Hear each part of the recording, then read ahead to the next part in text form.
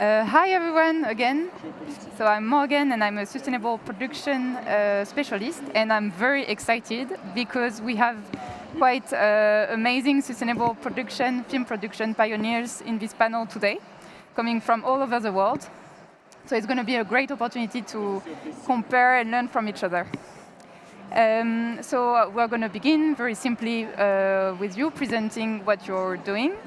I think we are all aware that the film industry is an industry as any other, and so that it has a big impact, waste, carbon footprint, and so we need to do something about it. Emellie, so you were one of the first companies to tackle this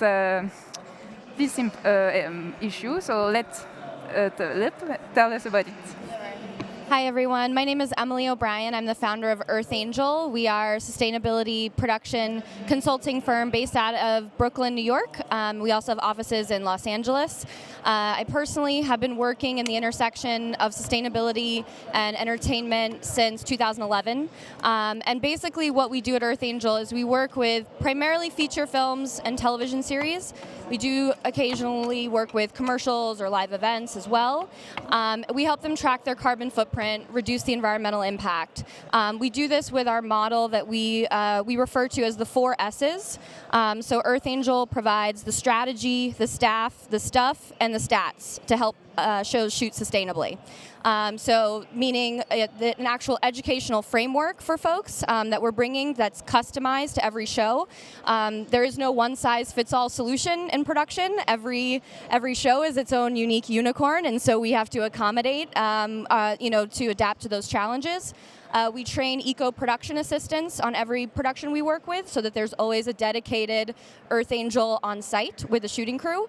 And then we provide the zero-waste equipment and supplies that a show might need to implement their program.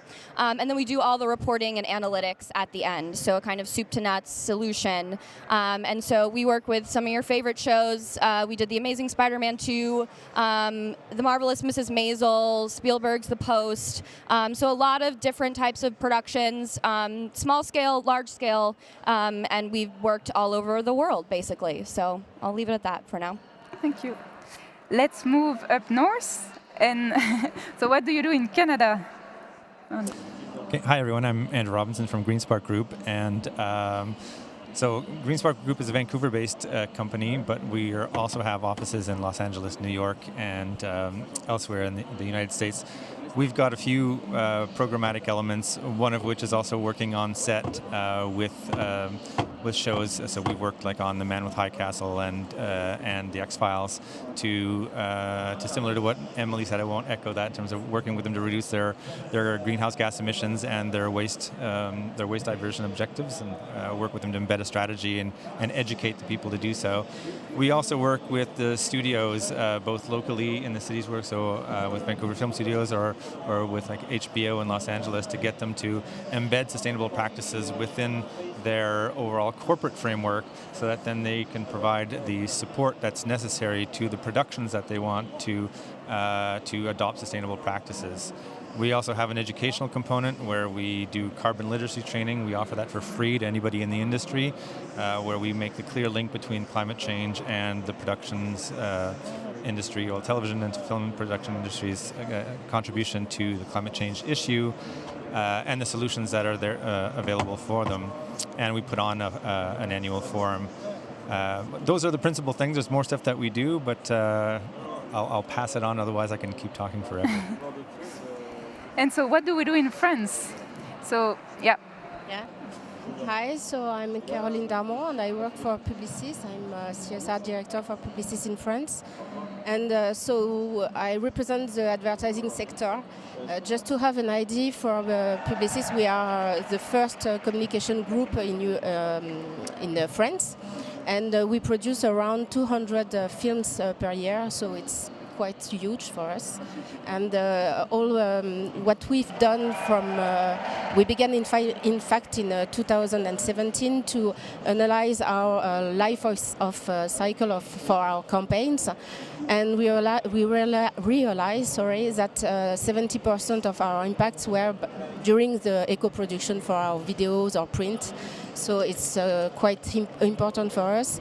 and we decided to help our clients to be aware of this stake and to understand that we have to do together some to improve our work on that and to reduce our impact for that.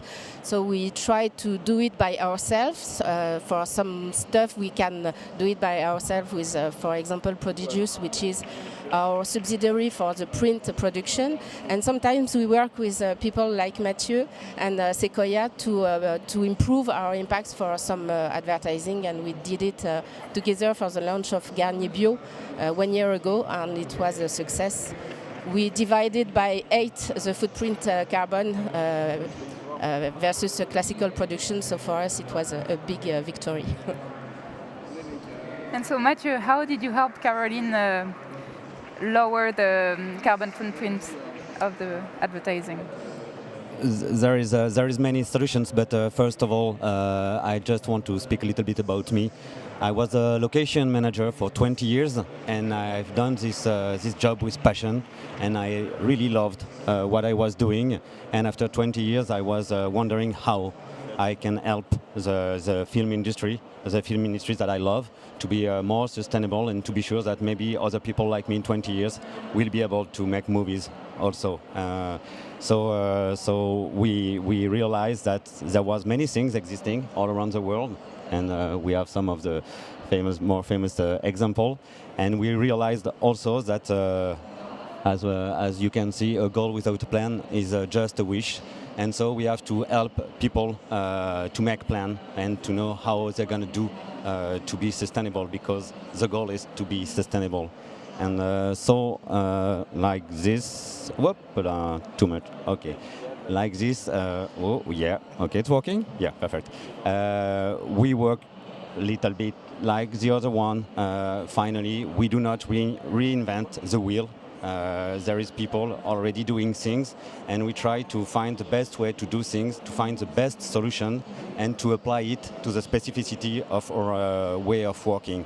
Film industry is not a normal industry. It's not based in one place. There is many sets. You don't know when and where you're going to shoot, and so the specificity is to adapt reality and solutions to our jobs, and that's what we do. And after that, you can expect this kind of result. So with a good work, when you start from the beginning, from the creation of the scenario until the release on screen and DVD and everything, you can expect to have a bigger impact, and that's what is important. This is the shooting impact, but you have a huge. We were talking about the scenario and the content. We were not talking, and we don't have time to speak about all the rest and diffusion and everything, but we have to think it globally and to use all the solutions we have. Thank you. So the three of you, Andrew, Matthieu, and Emellie, you created a business that is specialized in giving this advice to film shoots and productions. What did help you when you began, or what does help you today to make a living out of it and to have a company and to have an impact? And what, in the contrary, doesn't prevent you from going even faster in this impact that you're trying to achieve? Oh, that's a really good question. So Earth Angel started because I was a freelance sustainability consultant in the industry. And essentially what happened is I worked on one set, greening it, and then other producers called me and said, hey, I heard you did this thing on this one set. Can you come to my set and do this now? And I was like, sure. And I just kept saying yes over and over again until, we worked with The Amazing Spider-Man 2, and it kind of got all this press about being Sony's most eco-friendly blockbuster. And that was kind of the catalyst for me to think about, wait a minute, it's not enough to have one Earth Angel on one set at a time. We need to grow this so that we can have many Earth Angels on many sets. And so I guess I started this by sustaining myself as a freelancer and already working in the industry and doing this, so that then converting to a business, while it was challenging, I still had a network of people that I was going to who were committed to doing this, who were championing it. So that's kind of how it transitioned for me. But to your second question, it's still very challenging because there really isn't a market demand for this service. It's solely an opt-in thing at the moment. There are no regulatory requirements that say that you have to do this. There are no fiscal incentives for the people who are doing it. So that still remains incredibly challenging. And then the other major barrier that I'll add is that while you're hearing a lot from leaders, other industry leaders at this conference about consumers demanding more sustainable fashion or more sustainable food or more sustainable furniture.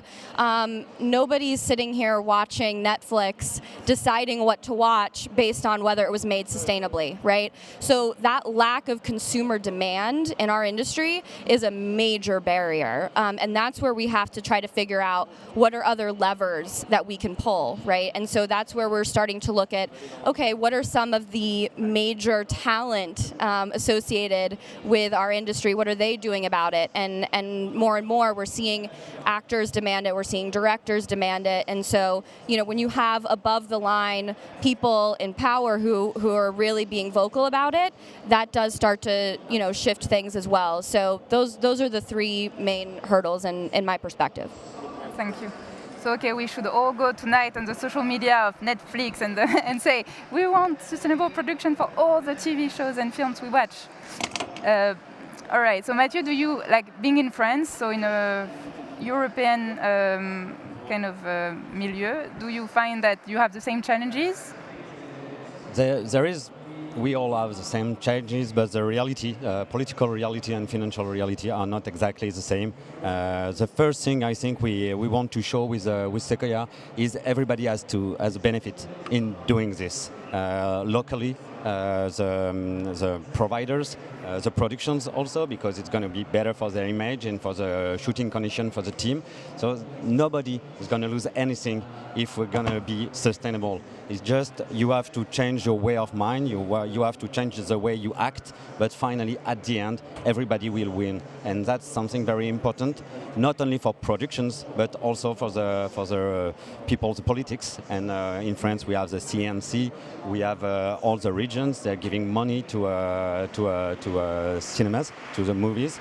And there is one particularly near the Paris region. They're helping sustainability with a bonus. So we want all the region to do the same. So it's going to help everybody. Because at the beginning, we know there is a cost, but at the end, it's a little bit more difficult to explain that there is a real win and financial and everything. So we have to show the benefits to be sure that everybody's going to get involved. Yeah, because Caroline, for you to take Matthieu and Secoya on board, you already saw all these advantages you were going to get from it?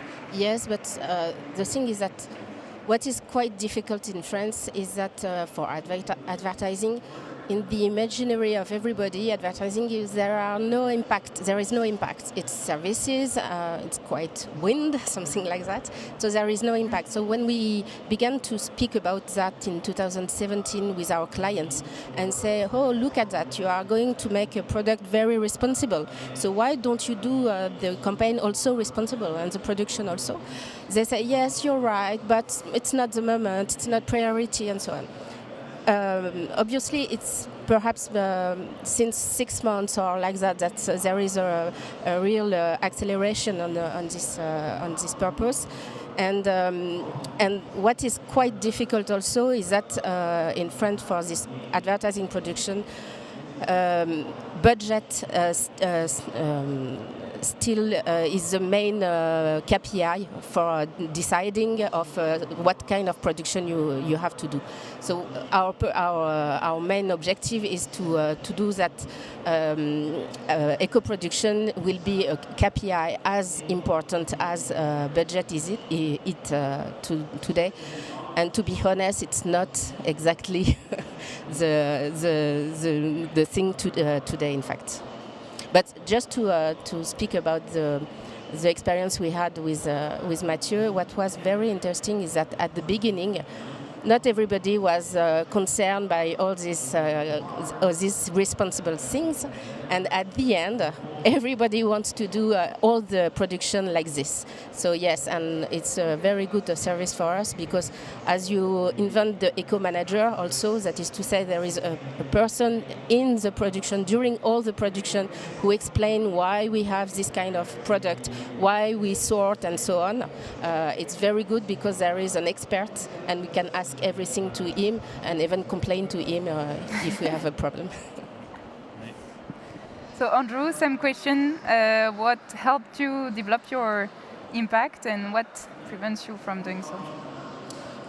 Well, I think that what helped is a little bit of the organic development that was out there. There's some very really willing participants, kind of like Matthieu, who after 20 years would have asked himself, how can I do this better, and started to seek out partners. And so we offered services back in 2014, and it started very organically, just a few productions, and then the word of mouth spreads, and then you also then start to look at where your leverage points, that, oh, there's this framework here from the Film Commission where they initially have some sustainability targets. Can I speak with them, and could they then become a ripple effect to the other film productions that are coming, that this service is available in their industry, and so they can link up to you. And now it's starting to begin. The trend really is there. I mean, starting to build a link. A lot of, in North America, of the media companies are purchased by these larger conglomerates.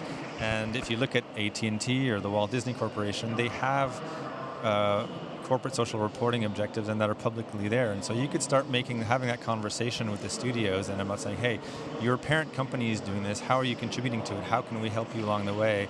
And opportunities develop that way. In terms of addressing some of the barriers, the education and collaboration are probably the biggest ways to overcome some of the barriers. We've worked with HBO to develop, and they're now launching out an HBO Green this year, where they've developed a kind of a manual with us that they're going to be implementing on all of their productions in 2020. And this is something that we asked them to pilot in 2019, and they selected a few shows, and it went well. They saw that the accountants and the decision heads and the people on production saw what could be achieved. They got excited about it, and so now you have an opportunity to roll it out and get people excited. What's missing is them celebrating it much more publicly, because it's an incredibly competitive environment. If one studio starts championing this, then the others are going to respond as well, because even if the public isn't initially demanding it, because they're going to say, we want to be like them, and because it's also helping them to engage and retain crew that are not only creative but interested in being creative in a sustainable way. So it's a great recruitment mechanism over time. What else did I want to say in terms of barriers? Legislation. That's absolutely missing. Emellie makes a huge point there. And one of the reasons why it's missing, you have, mining and oil companies who are known to have huge environmental impacts have all kinds of regulations and legislation meant to govern them. But they've also put out sustainability reports for 20 years. Name a single film or television company that's really put out a sustainability report. It doesn't really exist.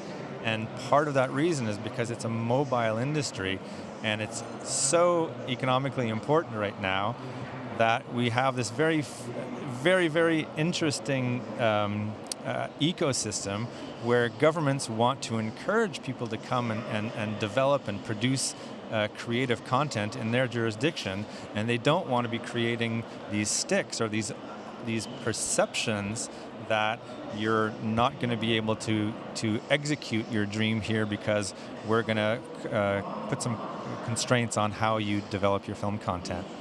So that's a big barrier to overcome, but it is possible because you have jurisdictions right now like Vancouver and London who are working in collaboration with the film industry to identify areas where in the town they can put some electric drop-ins, some tie-ins, so that they will be able to eliminate the use of any kind of diesel generators within the cities. And it's been such a collaborative and supportive process in Vancouver that they've actually put in a regulation that's required them to phase out the use of diesel generators within the city, and the film industry supporting it. Yeah, it's interesting because they tried it first and then they put the law, so that making sure that all the businesses were ready to have this regulation. So it's an interesting example. Emellie, do you agree that you cannot communicate that much about the wonderful things you're doing on the sets? Yeah, we're held to confidentiality agreements, and it's very, very challenging to talk about the work that we do unless the studio has put out a public, a press release about it or an article about it or what have you. And the fact that, and Andrew, you make a great point about how there isn't a single studio who's put out a sustainability report in a way that's like, this is our production footprint specifically. Like, you might see a media conglomerates like overall, but you won't see like what that specific piece of physical production is. And there really isn't an institution that is publishing this information and making it publicly available either. So when we try to motivate crew members, producers, DOPs, gaffers, whoever, to get involved with this issue, they don't understand the problem because they don't have the stats to back up that the problem exists, right? So if you talk about trying to motivate an industry to get behind an issue, that's very problematic. So, we try to be as transparent as we possibly can be, given the restrictions of the contracts that we're under. We do aggregate and anonymize the data, and we'll say, this is our sample size of X feature films, X television series. It's primarily New York skewed, and so geographically that data changes a lot. If you're shooting in Atlanta, Georgia, your carbon footprint is going to be different than if you're in New York or New Mexico. So that does vary, but yeah, the inability to really publicly disclose and be fully transparent is definitely holding us back. Well, Matthieu, you seem to say that it's actually a good argument in France to convince productions to go sustainable. In France, it's a good argument, and I think maybe we are a little bit lucky because we don't have this kind of secret thing. And in our contract, when we work with companies, it's written that we're gonna communicate about it, because for us, this is one of the most important things. Like, I think maybe 80% of what we're gonna do will be through the communication, because what you do on set, this is efficient, this is good, but what you're gonna do by communicate about it, about the public, regarding the public, regarding the other productions and everything, this is really what's gonna change the world. This is not, there is no image, sorry. This is not the 80% on the set really that's gonna change the world regarding to the automobile industry or things like that. This is the fact that you're gonna show to people that it's possible, and even if you're a movie star, even if you're a great movie maker, even if you do a huge movie, you can be sustainable and you can think about it and you can change your way of acting. And if you don't communicate about it, you'll lose the biggest part of it. So we didn't ask ourselves if we have or not the right to communicate. We're just, okay, we communicate, and this is the way to do it, and there is no other option, because if we don't do it, let's do nothing. And Caroline, do you at Publicis communicate this engagement that you're taking? Yeah, and it's very important for us to communicate again. For us, communication is our business, so I can just agree with you. But yes, of course, and we make a whole process, in fact, to accompany our clients to all their campaigns, from the client brief to the end of the campaigns, and of course with the production of video and shooting print and so on. So we communicate a lot about it, and thanks to some organisms like ACC, which is our agency union, thanks to ADEM, thanks to UDM, which is a brand union and which launched a program that is called FAIR 2 years ago about responsible communication. All this kind of eco-production, of all this responsible communication is going to be, the awareness of that is going to be bigger and bigger, but we still begins. Yeah. So yes, communication is in the heart of all this take, in fact. Yeah. And actually, Andrew, you would like to tell us about a communication initiative you have, which is a Pact. Yeah, that's right, to kind of help to address the whole communications issue, which is, communicating successes. Well, because there's no consistency in legislation and no consistency in regulations. There's no consistency in approaches, and as Emellie said, people don't even know necessarily that there's a problem, so they don't know where to begin. And so in order to kind of create some kind of, we're not going to get anywhere until we all start to move in some direction. Collective action is really where we're going to get going, and we need to understand that other people are doing something and other people are talking about it. So we went through a multi-stakeholder process where we went through this global engagement process, and we developed this Creative Industries Pact for Sustainable Action. And it's basically 4 goals that are based under science-based targets with the IPCC, the Paris Agreement, the Sustainable Development Goals that are put out by the UN.